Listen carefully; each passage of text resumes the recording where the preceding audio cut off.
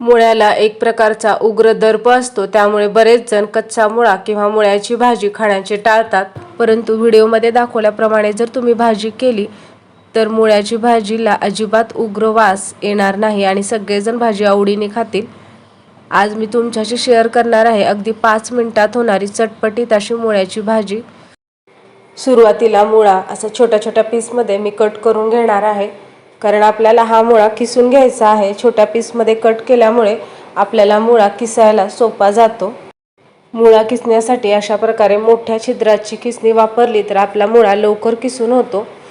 बारीक कट करून भाजी करण्यापेक्षा अशा प्रकारे किसून भाजी केली तर भाजी तर लवकर होतेच, परंतु भाजीमध्ये उग्र दर्प सुद्धा येत नाही.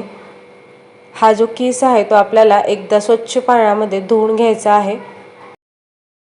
पातेल्यामध्ये मी सर्व किस घेतलेला आहे आणि तो एकदा स्वच्छ पाण्याने मी धुवून घेणार आहे. मुळ्याची अशा प्रकारे भाजी बनवण्यासाठी अतिशय कमी साहित्य लागतं. या ठिकाणी मी घेतलेला आहे किसलेला मुळा, बारीक कट केलेली कोथिंबीर, कढीपत्ता आणि 2 हिरव्या मिरच्या बारीक कट करून. भाजी बनवण्यासाठी या ठिकाणी कढई गरम करायला ठेवलेली आहे. त्यामध्ये तेल घालून घेऊया. तेल व्यवस्थित गरम झाले की त्यामध्ये घालूयात अर्धा चमचा मोहरी. मोहरी व्यवस्थित तडतडले की त्यामध्ये घालूयात अर्धा चमचा जिरं, कढीपत्ता. या ठिकाणी तुम्हाला आवडत असल्यास तुम्ही 2-3 लसणाच्या पाकळ्या ठेचून घालू शकता, पण मुळ्याच्या भाजीसाठी लसूण किंवा अद्रक नाही घातला तरी सुद्धा भाजी अतिशय टेस्टी होते. मी या भाजीसाठी कधीच लसूण किंवा अद्रकचा वापर करत नाही. ठिकाणी घातलेल्या आहेत बारीक कट केलेल्या हिरव्या मिरच्या. मिरच्या आपल्याला तेलामध्ये व्यवस्थित फ्राय करून घ्यायच्या आहेत. यामध्ये घालूया चिमूटभर हिंग. मुळ्याची भाजी बनवताना आपण जेवढे कमी इन्ग्रेडियंट, कमी मसाले वापरू तेवढी ही भाजी चविष्ट लागते. यामध्ये आता घालूया चवीप्रमाणे मीठ आणि अर्धा चमचा हळद. यामध्ये घालूया किसलेला मुळा.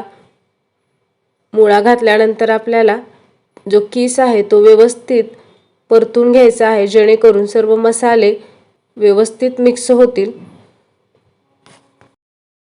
या भाजीमध्ये आपल्याला अजिबात पाण्याचा वापर करायचा नाही किंवा ताट, प्लेट सुद्धा कढईवरती झाकायची नाही, तर कढई अशी ओपन ठेवूनच आपल्याला भाजी शिजवायची आहे. मुळ्यामध्ये भरपूर पाणी असतं, त्यामुळे त्या पाण्यावरच ही भाजी शिजते. यामध्ये एक्स्ट्रा पाणी ॲड करण्याची गरज नाही. त्याचप्रमाणे आपण जर वर ताट झाकलं तर त्याला खूप मोठ्या प्रमाणात पाणी सुटतं आणि आपली भाजी मग चविष्ट लागत नाही. त्यामुळे अशा प्रकारेच भाजी शिजवून घ्यायची.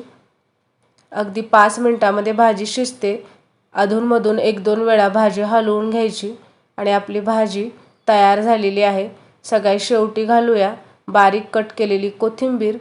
कोथिंबीरमुळे या भाजीला अतिशय छान टेस्ट येते.